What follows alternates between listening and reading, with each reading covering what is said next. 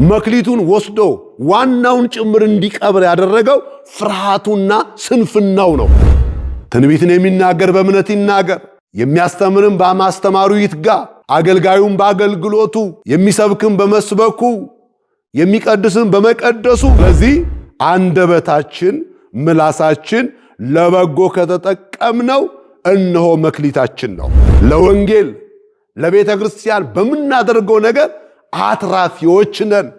በጣም ከንግድ ሁሉ የሚበልጥ ንግድ፣ በጣም የሚገርም መንፈሳዊ ንግድ ለወንጌል ራሱን የሰጠ ቤቱን የተወ 100 እጥፍ ይቀበላል ነው። በዚህ ዓለም ላይ 100 እጥፍ ንግድ የለም ካላጭበረበሩ በቃል።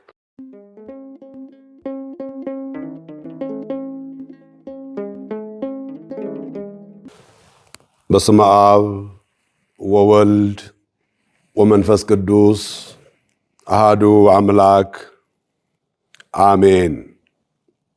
ወለለ አሃዱ እምኔሆሙ በአምጣነ ይክሉ ወነገደ በጊዜሃ። የዛሬው የትምህርታችን ርዕስ እንደየአቅማቸው ገንዘብን ሰጣቸው በሚል ኃይለ ቃል ሲሆን ቃሉ ተጽፎ የምናገኘው በማቴዎስ ወንጌል ምዕራፍ 25 ቁጥር 15 ላይ ነው። የአብይ ጾም 6ኛው ሳምንት ገብርኄር ሲሆን የተሰየመውም በቅዱስ ያሬድ ነው። የስያሜው መነሻ የሚገኘው ደግሞ በዕለቱ ሥርዓተ ቅዳሴ ከሚነበበው ከማቴዎስ ወንጌል ምዕራፍ 25 ቁጥር 14 እስከ 30 ባለው የመጽሐፍ ቅዱስ ክፍል ነው። እንደየአቅማቸው ገንዘቡን ሰጣቸው። የዚህ ኃይለ ቃል ተናጋሪ ጌታችን መድኃኒታችን ኢየሱስ ክርስቶስ ነው። ጽፎ ያቆየልን ከ12ቱ ሐዋርያት አንዱ የሆነው ቅዱስ ማቴዎስ ነው።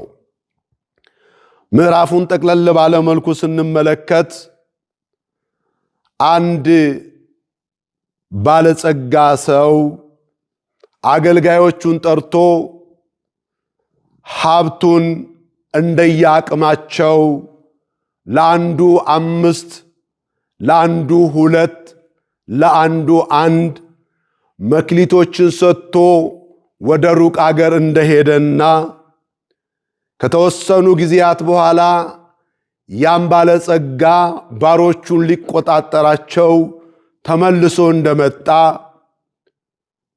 ሲቆጣጠራቸውም 5 መክሊት የተቀበለው 5 አትርፎ 2 መክሊት የተቀበለውም 2 አትርፎ ወደ ጌታ ደስታ እንደሚገቡ በዚህም የተነሳ እንዳደነቃቸው ደግሞም ባለ አንዱ ቀርቦ የሰጠኸኝ መክሊት በምድር ውስጥ ቀብሬ አቆይቼዋለሁ ብሎ ከፍርሃቱ የተነሳ የማይሆን ነገር በመናገሩ ጌታው ገስጾት ደግሞም ወደ ዘላለም ቅጣት እንዲሄድ እንዳዘዘ ቅዱስ መጽሐፉ ይነግረናል። የዕለቱ የመጽሐፍ ቅዱስ ጭብጥ ሐሳብ ይህ ነው። የምሳሌው ትርጉም ወደ ሌላ ሀገር የሚሄድ ባለጸጋ ጌታችን መድኃኒታችን ኢየሱስ ክርስቶስ ሲሆን ሌላ ሀገር የተባለው ወደ ሰማይ ማረጉን መናገር ነው። ባለ 5 እና ባለ 2 መክሊቶች የተባሉት በጥምቀት ጸጋ መንፈስ ቅዱስን የተቀበሉ ተምረው የሚያስተምሩ መክረው የሚመልሱ ራሳቸውን አስመስለው ደቀ መዛሙርትን የሚያፈሩ ትውልድን በሃይማኖትና በስነ ምግባር የሚቀርጹ መምህራንን ይወክላሉ። ባለ 1 መክሊት ትምህርት ተምሮ የክርስትና ጠላቶች እሳት ስለታሳይተው ቢያስቱኝ መናፍቃን ተከራክረው ቢረኩኝ ብሎ ፈርቶ ሳያስተምር ሃይማኖቱን በልቡ የያዘ ሰነፍና ፈሪ ሰው እንደሆነ ያም ባለጸጋ ከብዙ ዘመን በኋላ መጣ ማለት ጌታችን መድኃኒታችን ኢየሱስ ክርስቶስ ለሰው ልጆች የሰጠውን ጸጋ ሊተሳሰብ የሰጠውን መክሊት ምን ላይ እንዳደረሱ ሊቆጣጠር ዳግም መምጣቱን መናገር ነው። መክሊት የተባሉት ብዙ ጊዜ በተለያዩ ቋንቋዎች ምናን ይባላል፣ መክሊት ይባላል፣ ታለንት ይባላል። በጥቅሉ መክሊት የሚባለው የእግዚአብሔር የጸጋ ስጦታ መሆኑ ይነግረናል። ዕውቀት፣ ጸጋ፣ የተፈጥሮ ስጦታዎች ልዩ ልዩ የሙያ ዘርፎች እንደሆኑም እንረዳለን። እኛም አረፍተ ዘመን እስኪገታን ድረስ ነግደን ልናተርፍ ከኢየሱስ ክርስቶስ ሰርቶ የማትረፍ ኃላፊነት የተቀበን ባለ አደራዎች ነን። ይህ የዕለቱ ወንጌል ምን ያስተምረናል? ምስጢራዊ መልእክቱስ ምንድነው?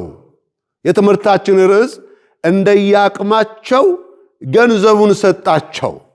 የሰውን አቅም የሚያውቅ ሰሪው እግዚአብሔር ለእያንዳንዱ እንደየአቅሙ ነው የሰጠው። አምላካችን እግዚአብሔር ለሰው ልጆች ብዙ ጸጋዎችን ሰጥቷል። ብዙ መክሊቶችን ሰጥቷል። ሰውን በመልኩና በአርአያው የፈጠረ እግዚአብሔር በሰው ውስጥ ብዙ መክሊቶችን አኑሯል። ይልቁንም የምናየው የሰውነት ክፍላችን ከአንዱ ከእግዚአብሔር ከግንዱ ጋር የተጣበቅን ነገር ግን ብዙ ብልቶች ያለን እኛ እንደ መጽሐፍ ቅዱስ ቃል ዋና ዋና የሚባሉ ክፍሎች አሉን።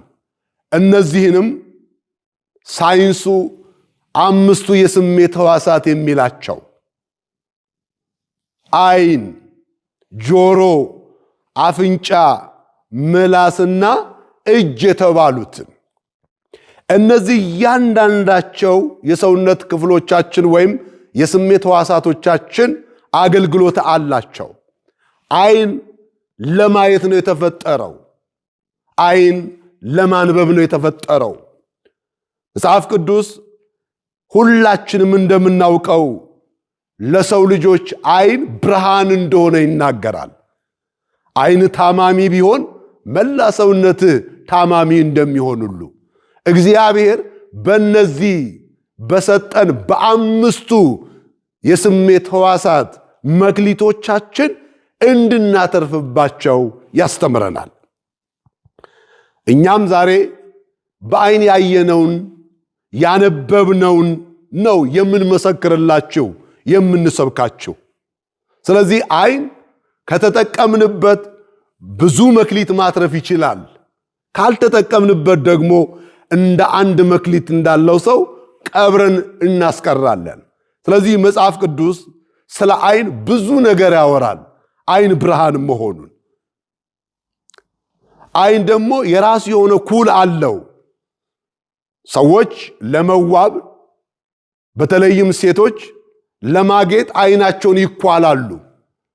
ለማጌጥም በዓይን ሕመም ምክንያት ኩል ይታዘዛል። የእግዚአብሔር ቃል ግን ዓይን ኩል እንዳለው የዓይን ኩሉ ወንጌል ወይም የእግዚአብሔር ቃል እንደሆነ በዚህ በራእየ ዮሐንስ በምዕራፍ 3 ቁጥር 18 ላይ ተጽፎ እናገኛለን። እንዲህ የሚል ቃል አያለው ትላለህ፣ ዕውር ነህ፣ እንድታይም ከኔ ኩል ግዛ ብሎ ሲመክረው እናነባለን። በጎን የምናይበት መልካሙን የምናስተውልበት ቅዱሳት መጻሕፍትን ያለ መታከት የምናነብበት የዓይን ኩል ያስፈልገናል። መጽሐፉ የሚነግረን ይህንን ነው።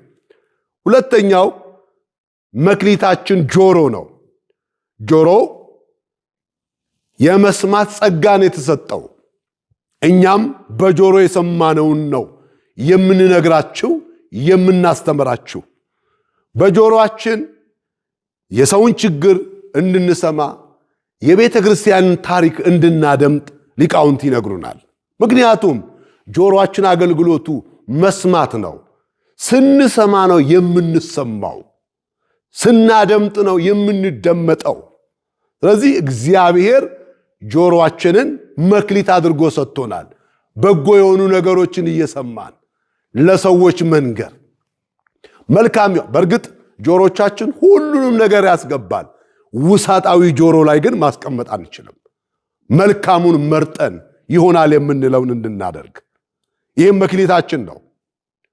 ሶስተኛው አፍንጫችን መዓዛን አሽቶ የሚለይ በተለይም በቤተ ክርስቲያን ውስጥ ዕጣኑን የምናሸትበት የቤተ ክርስቲያኑ መዓዛን የምንጋራበት ብቸኛው መክሊታችን አፍንጫችን ነው።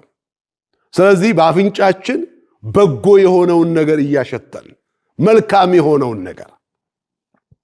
አራተኛው መክሊታችን ምላስ ነው። በምላሳችን የቀመስነውን ነው ብሉ ጠጡ ብለን የምንጋብዛችሁ። ስለ ሥጋው ደሙ ስናስተምር ተቀበሉ ስንል ብሉ ጠጡ፣ ከእርሱ ጋር የበሉት ከእርሱ ጋር የጠጡት ሲመሰክሩ ስለሰማን አባ ሕርያቆስ በቅዳሴው እኛም ከእርሱ ጋር በላን ጠጣን ብሎ እንደተናገረው አንደበታችን አፋችን ምስጋናን እያቀረበ የሚመገበው በጎ ነገር መሆን እንዳለበት የእግዚአብሔር ቃል እንደሚነግረን ምላሳችን ለመልካም ነገር ካዋልነው ብዙ በጎ ነገሮችን የሚሰራ የሰውን ሕይወት የሚቀይር እጅግ አትራፊ የሆነ የሰውነታችን ክፍል ነው። መጽሐፍ ቅዱስ እንዲህ ይላል በትንቢተ ኢሳይያስ ምዕራፍ 50 ቁጥር 4 ላይ የደከመውን በቃል እንዴት እንደምደግፍ አውቅ ዘንድ ጌታ እግዚአብሔር የተማረ ምላስ ሰጥቶኛል አለ። ምላሳችን የተማረ ሲሆን በጎ ነገር ያደርጋል፣ ሰውን ያንጻል፣ የደከመውን ያበረታል፣ የራቀውን ይጋብዛል፣ ተስፋ የቆረጠውን ተስፋውን እንዲቀጥል ያደርጋል። ስለዚህ አንደበታችን ምላሳችን ለበጎ ከተጠቀምነው እነሆ መክሊታችን ነው። ምላሳችን ለክፉ ከተጠቀምንም ደግሞ እንዴት ያለ ከባድ እንደሆነ ቅዱስ መጽሐፍ ይነግረናል። ምላስ ስናያት አጥንት የላትም፣ ነገር ግን የሰውን አጥንት ትሰብራለች። በንግግራችን ሰብረን ነው የከሰርነው ወይስ መልካም ተናግረን ነው ያተረፍነው ብለን ራሳችንን እንድንመረምር የእግዚአብሔር ቃል ይነግረናል። መዝሙረኛው ዳዊት በመዝሙር 11 በቅንፍ 12 ቁጥር 3 ላይ የሽንገላ ከንፈሮችን እግዚአብሔር ያጠፋቸዋል ካለ በኋላ ታላቅ ነገር የምትናገረውንም ምላስ ታላቅ ነገር አሁን እኛ የምናስተላልፈው የእግዚአብሔር ቃል በአንደበታችን ነው፣ በምላሳችን ነው። በጎ ነገር ብንናገር መፍትሄ የምናመጣ ዛሬ ግን በምላሳችን የስንቱን ቤት አፍርሰናል። በምላሳችን የስንቱን ቤት ገንብተናል። ማትረፍ ማለት እሱ ነው። በምላሳችን ስንቱን ከተማ አቃጥለናል። የስንቱን ሕይወት አቃውሰናል፣ ከስረናል። እንዲህ ከሆነ በምላሳችን ደግሞ በጎ ነገር ሲደረግ ለምሳሌ ያህል ሰዎችን ለመርዳት ዘመኑ ባመጣው ሶሻል ሚዲያ ላይ ወጥተን በጎ ነገሮችን ስንናገር ሰዎችን ለማገስ የተጨነቁትን ለመርዳት በብዙ ስቃይ ውስጥ ያሉትን ከጭንቀታቸው ለማውጣት እርስ በርስ ለመረዳዳት እንደሚጠቅም ሁሉ ምላሳችን እርስ በርስ ለመለያየትም መሳሪያ መሆኑን ቅዱስ መጽሐፍ ይነግረናል። ቅዱስ ያዕቆብ በያዕቆብ መልእክት በምዕራፍ 3 ቁጥር 6 ላይ አንደበት እሳት ነው፣ አንደበት በብልቶቻችን መካከል አመፀኛ ዓለም ሆኗል፣ ሥጋውን ሁሉ ያሳድፋል ብሎ አንደበታችንን መጠበቅም እንዳለብን መዝሙረኛው ዳዊት ወማዕጾ ዘአቅም ለከናፍርዬ ለአንደበቴ ለምላሴ መዝጊያ ብጅለት ክፉ ተናግሮ እንዳይሰብር። ይህ ከሆነ ይከስራል። መልካም ተናግሮ ሌላውን ሲፈውስ፣ ሌላውን ሲጋብዝ፣ ሌላውን ሲረዳ ደግሞም አትርፎበታል። ይሄ ምላስ ወይም አንደበት አንዱ መክሊታችን ነው።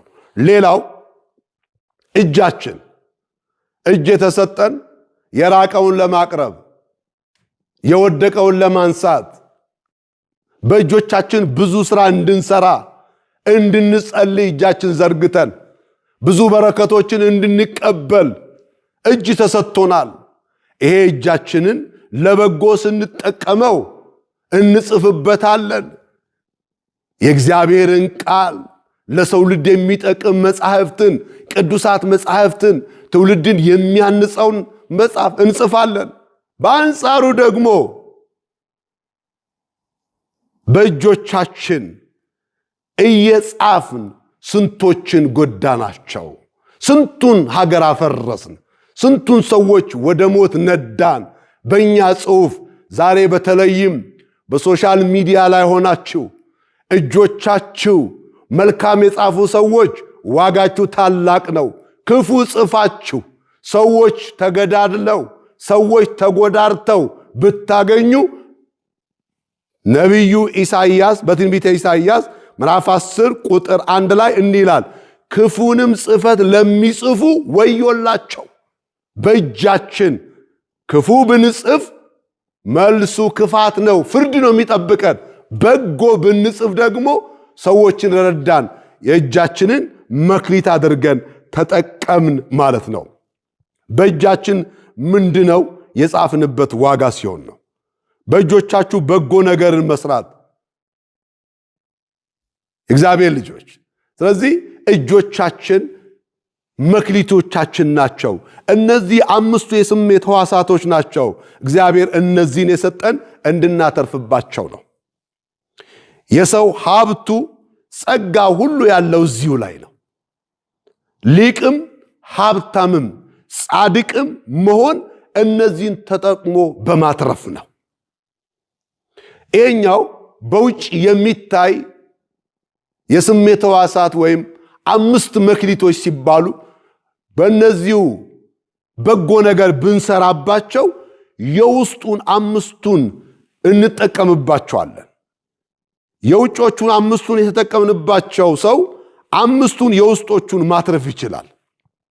አምስቶች የውስጦች የስሜት ሕዋሳት በመንፈሳዊ ዓይን የሚታዩ እነዚህ እነማን ናቸው ስንል ስሜት፣ መረዳት፣ ምክንያት፣ ዕውቀትና ሐሳብ ናቸው። ስለዚህ የተረጋጋ ስሜት፣ የጠራ አረዳድ፣ ምክንያታዊ ሆኖ መወሰን፣ የሰውን ሐሳብ በሚገባ ማጤን፣ ትናንትን ከዛሬ ዛሬን ከነገ የምድሩን ከሰማይ ጋር እያገናኘ የሚያስብ ሰው አምስቱን ማትረፍ ይችላል። አምስቱ የውጭና አምስቱ የውስጥ ሕዋሳቶቻችን ሲታረቁ ሙሉ ሰው እንባላለን። ሰው ሙሉ የሚያሰኘው እነዚህ በመንፈሳዊ ዓይን የሚታዩ ውስጣዊና በውጫዊ የሚገለጡ አምስቱ መክሊቶቻችን ሲገናኙ አትርፈናል ማለት ነው። በመጨረሻም ሁለት መክሊቶች የተባሉ ተግባርና ሐሳብ ናቸው ይላል ሊቁ ጎርጎርዮስ ዘእንዚናዙ። ሁለት መክሊትን ጨምሮ ማትረፍ ማለት በሐሳብ ያቀርነውን ወደ ተግባር ስናወርደው ሌላ ሐሳብና ተግባር እናተርፋለን ማለት ነው። አምና ያቀርነውን ዘንድሮ ከሰራን ዘንድሮ አቅደን ደግሞ ለሚቀጥለው መስራት እንችላለን ማለት ነው። በሕይወታችን ውስጥ ማድረግ ያለብን ይህንን ነው። ስለዚህ ሐሳብና ተግባር አንድ ላይ እንዲገናኙ እነዚህ ሁለቱ መክሊቶቻችን ናቸው። በእነዚህ ስንጠቀም እግዚአብሔር ይጨምርልናል፣ ያበዛልንማል። ስለዚህ ሐሳብ ሁልጊዜ ሊኖረን ይገባል። ያን ሐሳብ ወደ ተግባር ማውለድ አለብን። ያኔ አትራፊዎች እንሰኛለን። አንድ መክሊት ያለው ሐሳብ ብቻ ያለው ነው ይላል ሊቁ ጎርጎርዮስ። አሁንም በድጋሚ ይህንን የማቴዎስ ወንጌል ምዕራፍ 25 ቁጥር 14 እስከ 30 ያለውን አንቀጽ ሲተረጉም አንድ መክሊት ያለው ሐሳብ ብቻ ያለው ነው። በሐሳባችን እናቅድበታለን። ነገር ግን ያቀርነውን ሐሳብ ወደ ሥራ አንለውጥም። በሐሳባችን ጥቂት እንረካበታለን፣ ወደ ተግባር አንቀይረውም። ሌላም ማቀድ አንችልም። ከዚህ የተነሳ እነዚህ የሐሳብ ደስተኞች በመባል ይገለጣሉ። ባለ አንዱ መክሊት ፈሪና ሰነፍ ሰው ነው። ፈሪና ሰነፍ ሰው ሁለቱ ነገሮች እጅግ ወሳኞች ናቸው። በየትኛውም አቅጣጫ ፈሪና ሰነፍ ሰው አይፈለግም። መክሊቱን ወስዶ ዋናውን ጭምር እንዲቀብር ያደረገው ፍርሃቱና ስንፍናው ነው። ሰው ምን ይለኛል እያለ ስንፍናውን ለሌሎች መወቀሻ ምክንያት የሚያደርግ መክሊታችንን እንድንቀብር የሚያደርጉን እነዚህ ሁለቱ ነገሮችና ስንፍና ፍርሃት ናቸው። የሚገርመው ጌታው መጥቶ ሲጠይቀው አንተስ ሲለው ጨካኝ ክፉ መሆንን ካልበተንክበት የምትሰበስብ ካልዘራበት የምታጭድ መሆንን አውቄ ቀበርኩት አለ። ባነገረው በምን አወቀ? አያችሁ፣ ስንፍናውንና ፍርሃቱን። ብዙ ሰዎች በፍርሃት የሰውን ሕይወት ይበጠብጣሉ። በስንፍናቸው እግዚአብሔርን ሲወቅሱ ይታያሉ። የሰነፍ ሰው ባሪ ብዙ ነው። ጠቢቡ ሰሎሞን ምሳሌ 27 ቁጥር 3 ላይ ድንጋይ ከባድ ነው፣ አሸዋም ሸክሙ ጽኑ ነው ካለ በኋላ ከሁለቱ ግን የሰነፍ ቁጣ ይከብዳል አለ። ጅራፍ ራሱ ገርፎ ራሱ ይጮሃል እንደሚባለው ምን አደረክ እንዳይባል ቀድሞ የሚጮህ ሶሎሞን እንዴት አድርጎ እንደገለጠው ተመልከቱ። ድንጋይ ከባድ ነው አለ፣ አሸዋም ሸክሙ ጽኑ ነው አለ። ከሁለቱ ግን የሚከብደው የሰነፍ ቁጣ ነው። የሰነፍ ቁጣ ከድንጋይም ከአሸዋም ክብደት በላይ ነው። አያችሁ ስንፍናን እግዚአብሔር እንዴት እንደሚጠላው። በዚህ በመጽሐፈ መክብብ ምዕራፍ 4 ቁጥር 5 ላይም ሰነፍ እጁን ከርትሞ ይቀመጣል የገዛ ስጋውንም ይበላል አለ። ስለማይሰራ እጁን አኮራምቶ ይቀመጣል። ወሬ ነው የሚያወራው፣ ነገር ነው የሚፈትለው፣ ሰውን ከሰው ጋር የሚያጋጨው። ስለዚህ የሚበላው ሲያጣ ስጋውን ይበላል፣ የገዛ ስጋውን ይበላል አለ። ምን ይሄ ብቻ? መዝሙረኛው ዳዊት በመዝሙር 13 በቅንፍ 14 ቁጥር 1 ላይ ሰነፍ በልቡ አምላክ የለም ይላል አለ። የመጨረሻው ከስንፍናው የተነሳ አምላክ የለም እስከ መካድ ይደርሳል። ይሄኛው ባለ አንድ መክሊት ካደው። የሰጠኸኝን ሁሉ ቀብሬዋለሁ እንኳን ላተርፍበት ብሎ ባለቤቱን ጌታውን ሲወቅስ እናነባለን። ስለዚህ ስንፍና ብቻ አይደለም፣ ፍርሃትም በራሱ ከባድ ነው። ብዙ ጊዜ ፈሪ ሰው መክሊቱን ለመቅበር አያመነታም። ምክንያቱም ፍርሃቱን መቆጣጠር ስለማይችል። ለዚሁ ነው ሐዋርያው በአንደኛ ዮሐንስ ምዕራፍ 4 ቁጥር 18 ላይ የሚፈራ ሰው ፍቅሩ ፍጹም አይደለም ማለት። ምክንያቱም ፍጹም ፍቅር ፍርሃትን አውጥቶ ይጥላልና። ስለዚህ ይህ ሰው ፈሪ ነው። አባቶቻችንም ፈሪ አይጸድቅም ያሉት ለዚሁ ነው። የሰነፍና የፈሪ ሰው መጠጊያው ምክንያት ነው። መክሊትን የሚቀብረው ዋናው ነገር ምድራዊነት ነው። ሰው በምድራዊነቱ መክሊቱን እንዲቀብር የሚያደርጉ ሁለት ነገሮች ስንፍናና ፍርሃት ናቸው። ስለዚሁ ነው እንደየአቅማቸው ገንዘቡን ሰጣቸው የተባለው። እግዚአብሔር ለሰው ያልሰጠ ነገር ምን አለ? ዛሬ መክሊት የተባለው ምናን የተባለው ለሰዎች የተሰጠው ብዙ ነገር ነው።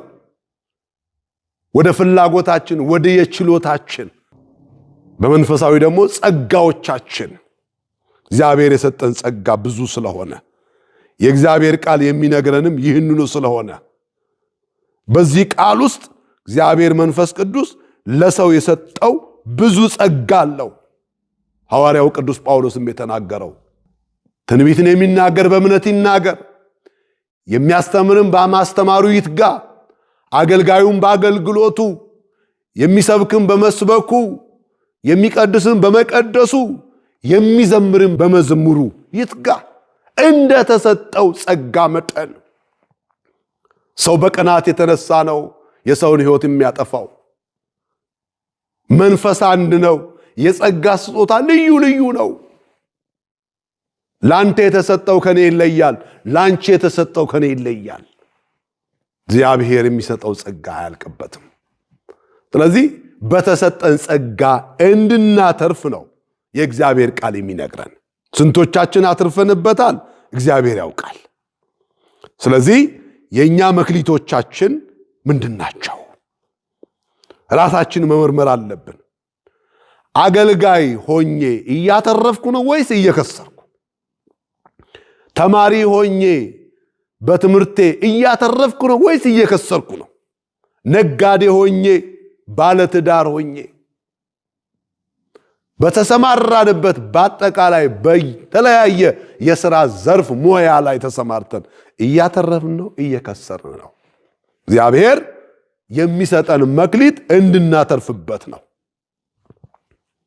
የመጨረሻው ማጠቃለያው መክሊታችን ማን እንደሆነ ሊቁ አባ ጊዮርጊስ በዚህ በሰዓታት ምስጋናው ላይ ወርቅ ዘተመከአበ ወመድፍን ዘተረክበ ምናን ዘበዛ ወመክሊት ዘረባ ውእቱ ኢየሱስ ክርስቶስ።